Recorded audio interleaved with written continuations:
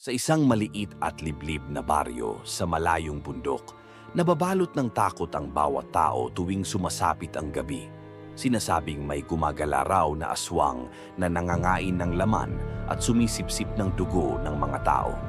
Marami na ang nawawala o natatagpuan ng patay na at ang kanilang mga bangkay ay tila tuyot na parang piniga ng kung anong nilalang.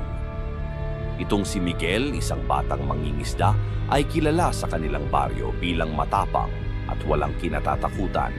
Ngunit isang gabi, napilitan siyang umuwi ng mas huli kaysa sa inaasahan dahil nasira ang kanyang bangka.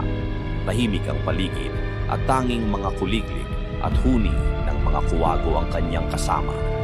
Ngunit bigla niyang naramdaman na tila may nakamasid sa kanya mula sa mga puno sa tabi ng daan. Siguro'y pagod lang ako, sabi niya sa sarili. Subalit mas lumalalim ang kanyang kaba habang papalapit siya sa kanilang bahay. Sa kanyang gilid ng mata, may nakita siyang anyong hugis tao sa di kalayuan, nakaupo sa sanga ng puno. Ngunit ang anyo nito ay hindi pangkaraniwan. May mahahabang kuko, maputing mata, at ang ngiti nito ay parang pilyong may halong kasamaan. "Magandang gabi, Miguel," ang sabi ng boses na malamig at mabagal na tila pumapasok sa kanyang utak imbes na sa kanyang mga tainga. Tumakbo si Miguel papalayo, hindi na lumilingon kahit na alam niyang sinusundan siya nito.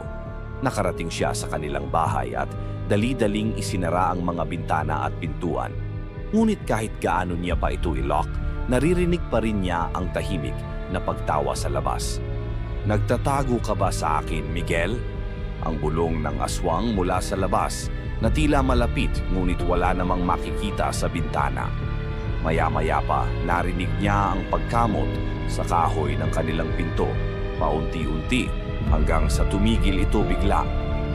Nakatulog siyang nakasandal sa sahig sa sobrang takot at paggising niya kinaumagahan, wala nang bakas ng aswang.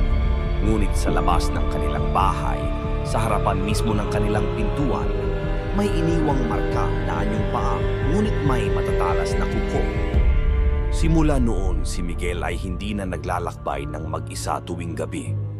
Ang marka ng aswang ay nagsisilbing paalala sa kanya at sa buong baryo na sila'y pinapanood pa rin nito, naghihintay ng panibagong biktima.